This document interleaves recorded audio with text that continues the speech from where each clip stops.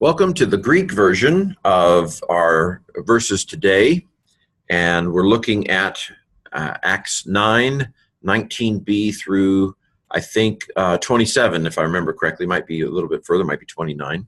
We'll find out very soon. Okay, well, let's begin. Agenata is the aorist of ginomai. It can mean different things. It can mean it became. It can mean it came to pass. In this case, it seems to mean something like, and he was. Yeah, that's kind of an odd translation for it. It usually has a sense of becoming rather than being. And he came to pass, and he became with the in Damascus disciples. This is a fun thing Greek does. With the in Damascus disciples. You have to kind of get used to the game of Greek. So he's with the followers of Jesus in Damascus. Hemeros tenas, certain days certain. This is accusative of extent of time, telling how long he was there. So he was there for a while. As I read in the podcast, and I'll try not to repeat myself, things I said in the podcast. We know that he's there 3 years. He does go to Arabia in that process, and then comes back. And on Saturday, I'll talk about some of the issues of chronology and parallel accounts and Paul's biography. Okay, so he's there for 3 years. He's there certain days with the disciples in Damascus, which is interesting that we have this is about 3 years after Jesus is risen from the dead, and there are already followers of Jesus in Damascus. I've already talked a little bit about some of the parallels with the Dead Sea Scrolls. Verse 20, and immediately in the synagogues he was preaching Jesus. He was preaching the Jesus. We need to preach the Jesus more. The Jesus as opposed to Jesus, this is the Jesus. We find this regularly in the New Testament, that the article is on names when we're talking about, the Peter, not just Peter, but the Peter. Okay, so he was preaching. This is imperfect of keruso, to preach, kerygma.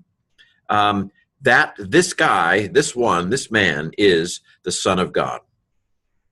So this is, of course, one of the titles of the Messiah. So we have Christ, which we're going to see in a moment, which means anointed one, and then the Son of God, which is a royal title, the King. You are my son, today I have given you birth. Okay, verse 21. And they were all who were hearing were amazed. Now this is imperfect. I'll admit that there's no augment here, and so it's very puzzling to me. Ex is the preposition out of, and then histemi is to stand out. It basically means to be amazed. It stood out to them. It was standing out to them, something like that. Now the ending does give me a hint that it's a past tense, because unto is in the past tense middle passive set of endings. Amen u eta ametha esther anta. So it's third person plural middle or passive ending. That's a hint, past tense, that it's imperfect. But this form has let us down. It has no real good indicators that it's imperfect other than the context and that ending there. Sorry. And they were amazed, all the ones who were hearing. So little participle review. And by the way, I have Greek videos. If you want to kind of learn Greek, go to my, or ask me, go to my Greek page. And I have videos on participles and many things. So all the hearing ones, it's substantive. I don't have all the hearing what? All the hearing dogs, all the hearing cows, all the hearing people, I assume here. All the hearing men, hoi is masculine article. All the hearing, but I'm sure it's used inclusively, all the hearing people.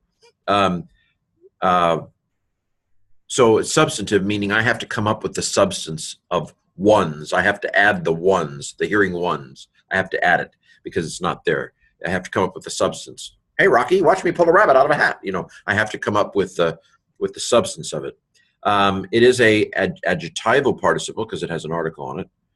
So stage one, I use the ing translation. All the hearing ones. Stage two, if it has the article, it's adjectival. I'm going to use who or that. So all the ones who hearing, but that's not good English. So I go to stage 3, which is where I clean up on aisle 3. All the ones who were hearing. And why do I go with were hearing when this is a present participle? My aunt is an active participle. Akuo is the present stem, so it's a present active participle. And that S is nominative masculine plural. Again, the song for the third declension endings is arkonata santianta antes, nominative plural. So why would I translate a present participle, all the ones who were hearing? Because present in a participle means same time as the main verb. And the main verb, existanto, is imperfect. So that's where the were came from. Because present in a participle means present in relative to the main verb, or contemporary with the main verb. So, and all were amazed, all the ones hearing were amazed, and they were saying, this is the imperfect of Lego. Quote with a capital letter, not this. Okay, this is a question, right? Yeah, where's a question mark? Yeah, there's a question mark at the end. So, with a question mark is a question expecting a yes answer. Okay, is not this one, is not this man, the one who was destroying in Jerusalem, the ones calling upon this name, the name this? Yes, he is. Okay, so again, here's a participle, sigma alpha. It's an aorist active participle.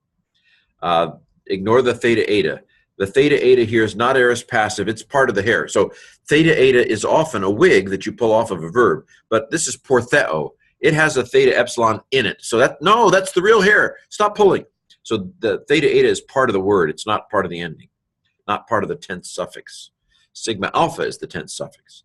So it is a aorist active participle, nominative masculine singular, from portheo, one of the three musketeers. Not really. Okay, so my rated G translation of an aorist active participle is having destroyed. So then it's the having destroyed one.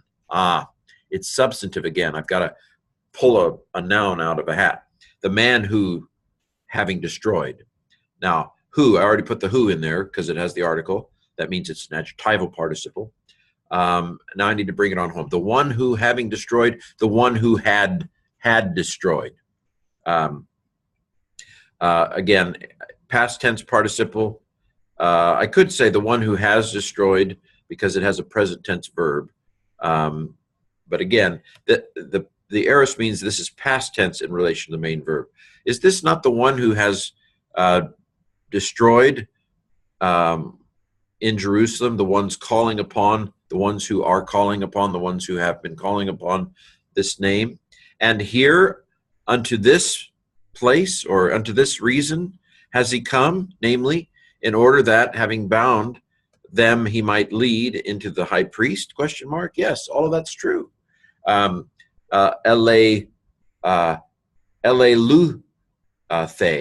is the perfect tense of erchomai. He has come and he's still here. Of course, it's not true that he's still here to do that, but he is still here. Purpose clause with the hina. And I know subjunctive is coming, and I'm not disappointed because agage, this is the Popeye verb. It is the aorist form of ago. It gets a little beside itself there, doesn't it?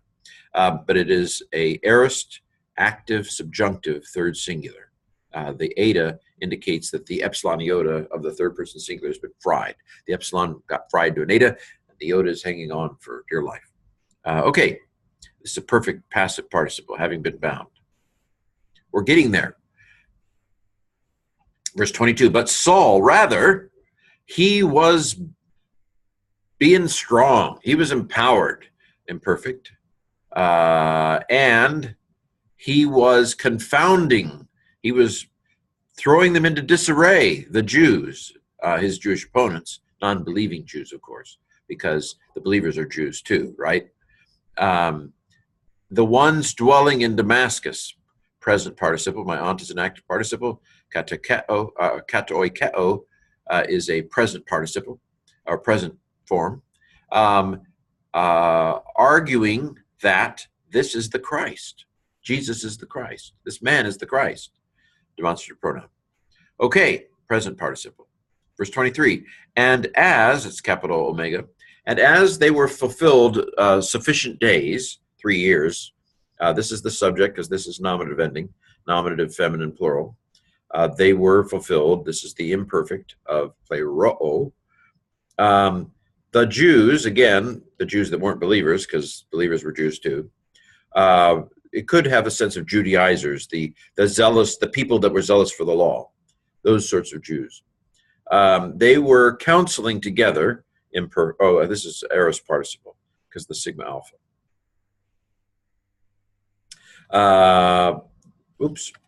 They were counseling together to kill him. So this is anaireo. This is the irregular aorist of aireo. The ele comes from aireo. So this is the irregular aorist of anaireo. This is an infinitive, though, because of the ain. Verse 24, and the counsel of them, the plan of them, this is nominative, was made known, gnoridzo, to Saul. Okay, Saul's a knower. You know people like this, right? They know what's going on. They have sources. They're Keith Drury. Okay, and they were they were watching. Okay, so they're watching. They're at the front gate where you have to. That's the way you get in and out. You know, this is how ancient cities protect themselves. They're fortified and they have a gate. They're watching. Also, the gates, both day and night. These are both genitive singulars. This is called the genitive of time.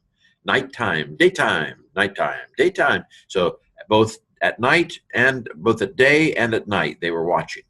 They're watching the gates. And if you ever have enemies, they watch your gates. In order that, purpose clause, so I'm expecting a subjunctive. Subjunctive is coming. Subjunctive is coming. And here's the subjunctive. This is the same word, anaireo, in order that they might kill him. This is a aorist because of the stem, L. It's active because the ending is active. It is subjunctive. That omega tells me it's subjunctive. Third plural. Verse 25. And the disciples of him, I mentioned in the podcast, so it's kind of puzzling. Paul's the kind of guy that's got followers. He's been in the city 3 years and he's already got followers. And the followers of him, having taken, his followers, having taken Paul at night, nuktos, here again, genitive of time, through the wall. So this is a genitive. It doesn't look genitive, but it is. It's an annoying word. They lowered him. They descended him. I think it's kathemi. They lowered him. No, I'm sorry. I need to do this so I can see it.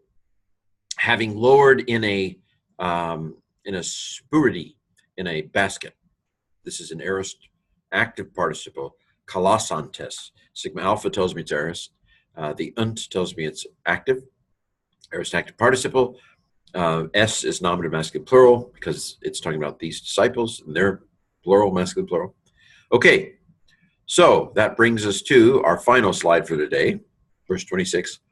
And having arrived, paraginomai, it's deponent, omai, it's deponent. It is men are passive participles. So it's an aorist because of the gen. That's the aorist form of ginomai. Aorist, middle deponent, participle, nominative masculine singular from the os, and him having arrived, Saul having arrived in Jerusalem. He was trying, not tempting, same word for try, test, tempt. But he's not trying to tempt the disciples here. He's trying. He was trying, imperfect, peirazo, to join to the disciples, the followers of Jesus, the apprentices of Jesus. This is that alpha might be indicating that it's an aorist, middle, probably deponent, infinitive.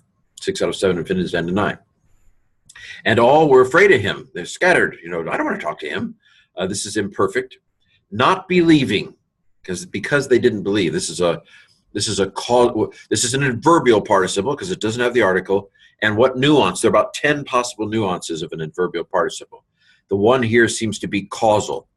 They were fearing him because, you can hear it, because they were not believing that he was a disciple. So the rated G translation is they were fearing him, not believing. But we can hear it. Can we trust the force, Luke? Listen. You can hear it because they were not believing, because they did not believe. You can play it out into all those stages of smoothing translation, that he is a disciple too. No way. This is an elaborate trick. He's gone undercover for 3 years so he could find Peter. Verse 27.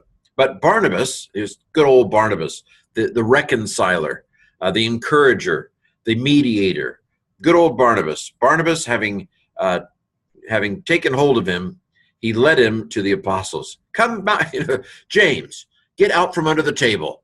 He's not going to kill you. and he narrated to them, I assume this is Barnabas doing it.